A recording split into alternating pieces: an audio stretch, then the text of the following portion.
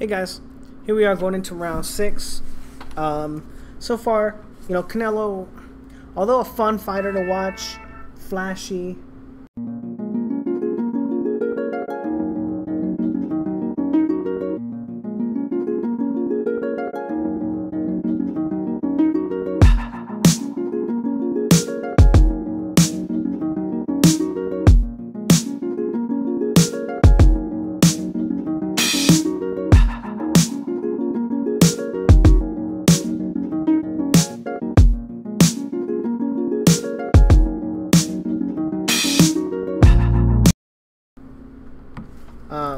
Fun, flashy, throws lots of combinations.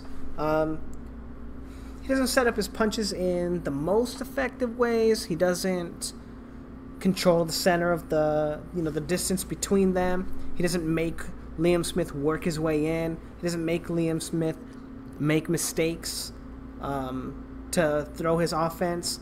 He kind of just allows Liam Smith to take turns punching with him, and then sometimes he'll counter. He'll try to counter Liam Smith and make him make mistakes like that, right? But not forcing him to make mistakes, kind of just, I don't know how to say it, like letting Liam Smith do the things that he does and then capitalizing on those mistakes rather than being the one to initiate him making mistakes. So let's go ahead and do a little bit of round 6, feinting. Yeah, you can tell at this point his right hand has got to be hurting. Otherwise he would throw a right hand there. So it's going to be a little bit of a flawed film study because it's hard to say that this is all he can do when he has a hurt hand, right? Some good feints. Ooh, I don't know. He's throwing that right hand. I'm not sure. All right, some decent jabs. Now these are the kind of jabs that I'm talking about. Just tossing it out there. He's committing to that one a little bit, right? But that one right there, that's a beautiful jab, You don't have to throw it hard. You just toss it out there. If your opponent doesn't react to it, you catch him with the jab. Okay. And then, kind of not controlling the distance, gives him a feint to the body, and throws a couple punches. Nothing like spectacular. And again, not controlling the distance between them. Canelo, being okay with trading with him and not really getting the best of this exchange at the moment, kind of getting a little tagged up, and not controlling him after he punches. Neither one of them are doing that. Oh, that's a good right hand right there from Liam Smith. And that's really interesting because that's one of the things. Oh man, Liam Smith is kind of busting him up right now, I wonder, not throwing any right hands. All right, there's a right hand. And going back to that counter jab, or that counter right hand over the jab, that's something that Golovkin does very well. A lot of times he'll kind of throw his jab out there, and then he'll wait for you to counter his jab with the jab while he's sliding in and kind of shuffling forward, and he'll throw a right hand over the top of your counter jab or your controlling jab or whatever kind of jab you want to throw. Something that he did to Gennady Jacobs and caught him with some really great shots. But that's going to be something that Canelo needs to worry about because he can't afford to just be committing to punches, like he does here. I'm not sure if he kind of thought that Liam Smith was like, gassed out for the moment because he just threw all those punches. But just coming forward, picking his shots pretty well. Misses that one. Does he land that left hook? I didn't even see. I wasn't really watching him. No, he doesn't. And we're kind of at the point of the fight where they're both, I don't want to say they're on autopilot, but some of the game plan is a little less stringently followed. They're a little more comfortable fighting with each other, kind of like in the middle rounds of Jacobs and Golovkin, where it winds up being a little less strategy based. And I don't want to say it like that, but less game plan oriented of a fight, and then they just kind of start fighting. But again, not controlling the distance. Ooh, that's dangerous right there. You do not want to be rolling a jab ever. I had a guy do that in my third amateur fight. He went to roll my jab, and I caught him with a right uppercut and almost dropped him. You definitely do not want to be doing that. But interesting. I wonder why he's not just catching the jab. You know, it could be because his hurt right hand. I'm not sure. But look at these punches, you know. Is he going to hit Gennady Golovkin with these punches? I'm not sure. Nah, I am sure. He's definitely not going to. That's interesting. Shows him the right hand feint. He doesn't react. And not bad, you know. Then shows him another feint right there. Shows him another feint and then throws the uppercut. Even though it doesn't land, you know. Showing him some good feints. Ooh, did he catch him with that block technique? Again? Ooh, no. I think he does actually hit him. But it gets a little fuzzy. Yeah, he catches him right on the chin and eats some counters. But, you know, this is not where you want to be with your opponent, you know. The idea is the same, right? You know, when you get like you get the really, really good high level, like I'll say C-level fighters like in my C-level video, they want to make their opponent make a mistake. They want to find a mistake that their opponent makes and then capitalize on it. And what Canelo's doing here is he's allowing Liam Smith to open up, to put himself out of position so he can try to counter him and land punches in between, and hope that the knockout's going to come there, rather than being like I don't want to say it like offensive-minded fighter, right? Because it's the misnomers with that are very, I don't know, there are a lot of them, the way that people understand those kinds of things. But he's a high-volume puncher, but he looks to counter, right? But because he counters with combinations and stuff, people think that he's a very aggressive fighter. And, you know, Canelo's not the most aggressive fighter. That's definitely not the case. As we saw in the Chavez fight, which I actually stopped watching after the 6th round. But he just doesn't have all of the tools he needs. And this is a shitty way to frame, to hold the frame, but he just doesn't have all the tools that he needs to make his opponent go first so that he can catch them out of position or force them out of position. Uh-oh. What was he looking to his corner right there? Yeah, his hand's got to be hurting for sure. That's got to be the reason why. He just does look a little bit off. You know, I don't think Liam Smith is that good of a fighter that he's giving, you know, Canelo, who's a very good fighter, problems like these. Again, waiting for him.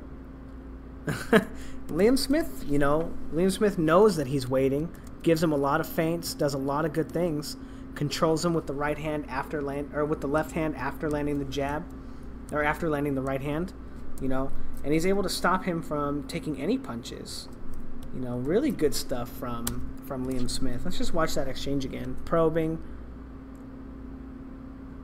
You know, and it's interesting too, like, when you see a lot of, like, so I talked about this a little bit in my other fight video, and I'm thinking about doing a Mayweather-McGregor fight breakdown and prediction and series of videos. I don't know if anybody's interested in that, but I have some pretty interesting opinions about it.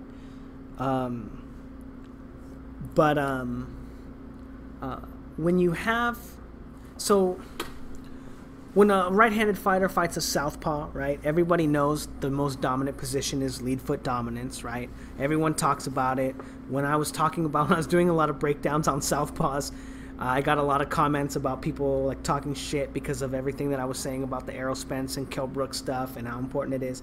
It's because that's the most obvious time that your opponent is out of position, or that you know when your opponent's out of position. Those are the most obvious times. So everyone knows, oh, once his foot gets over there, I'm out of position, so they have to vie for lead hand dominance to make sure that they don't wind up out of position, right? It's so simple. Everybody fucking knows it, right? But why do people not do that when they're fighting? You know, why do those same fighters, right? If you watch Keith Thurman in the early fights versus Collazo, fantastic feinting, fantastic probing, fantastic use of lead foot dominance and making sure Collazo couldn't do it. Absolutely, you know, A-level shit, you know, really good fighting. I mean, maybe not A-level. I'm not sure if he was controlling him, you know, but obviously, like, definitely, like, high-level, like, B fighting, like, offensive fighting. I'll just kind of put this on a loop so you guys have something to watch. But when he fights right-handed fighters, he doesn't have any of that kind of control over his opponent. You know, he doesn't feint as much. He doesn't probe. He uses hard feints. He doesn't read his opponent for the feints. He doesn't adjust his offensive tactics accordingly. But when he does it against southpaws, he does it extremely well. And that's one of the really interesting things about this is when you see Liam Smith in the middle of the ring, right? He's not probing like this, right? He's not probing him with this jab, right? He's not feinting and then probing with the left hook and then throwing the right hand through, controlling him with his jab again, and then getting away from all these shots. He's not doing any of that stuff because it's not obvious that he's going to get Canelo out of position by doing it when they're in the middle of the ring. Whereas when your opponent's against the ropes, it is very obvious that your opponent's out of position, right? So it's the same theory that you have the superior position, so people feel more comfortable using these high-level tactics. They feel less, I don't want to say impinged on their own technical ability or understanding of boxing, but they feel like they're putting themselves out of position to use these techniques, and they don't realize that these techniques are the ones that get them into position. And it's a really interesting like dichotomy in thought that they only use them when they have superior position, right? And not to gain superior position in other situations. But anyway, it's just really interesting to me that most fighters don't understand that they can do those things in the middle of the ring. And not just when they have their opponent against the ropes or when they're fighting a southpaw, when positioning is so much more common knowledge. Ooh, what was that shit? Shoving his head up and punching him. Super, you know, pretty dirty. Does he lose a point here? Or just a warning? Looks like just a warning. That's a crazy little cut, though, right there. Very physical right there. But it's really interesting that most fighters, even Canelo, look at him, you know, lunging forward with the leaping left hook, the same tired-ass feint. I don't know if you guys are tired of seeing it too, but I am. Ooh. Not controlling him with his jab. Just gets in the distance and eats a jab. And, you know, that might also be a product of the fact that he just can't throw his right hand to counter. And he's not trying to catch it because his hand hurts. So he might just have not the most amount of tools at the moment for dealing with the jab because of his hurt hand. I'm not sure. But if he has a hurt hand, and it's interesting because I Googled whether that was true or not, whether he hurt his hand or not. And there was a lot of talk about it. There were a couple like articles and stuff and boxing like forum stuff that I didn't really want to read, but I clicked on one that was recent, and actually at one of the press conferences, Canelo's hand looks fucking huge. It looks like super swollen and messed up. And I think this was the press conference that happened over the weekend. So it's really interesting that so close to the fight. Well, I guess it's like 3 months, right? 2 months. Is it still 3? It's 3. His hand's got time to heal. But hopefully that doesn't wind up being a problem. God, that's a horrible still. But yeah, it's just interesting, like, the way that people understand positioning, and they only feel comfortable, you know, a lot of times using high-level techniques, you know, like against the ropes, against a conventional fighter, when they know they have the superior position, rather than to put themselves into a superior position. But anyway, yeah, I'm not sure what to make of this film study, because it kind of does seem like Canelo's right hand is a little unfunctional, even though he's still throwing it and throwing it hard. But we do get to see that a lot of the situations that Canelo just doesn't have a lot of the skills for setting up his punches, that really high level, like B-level fighters do. He also doesn't control his opponent a lot. After he's done punching, he stays in punching range. And it looks like he's, in this round, he was just trying to wait for Smith to make a mistake so that he could land punches, which is very dangerous.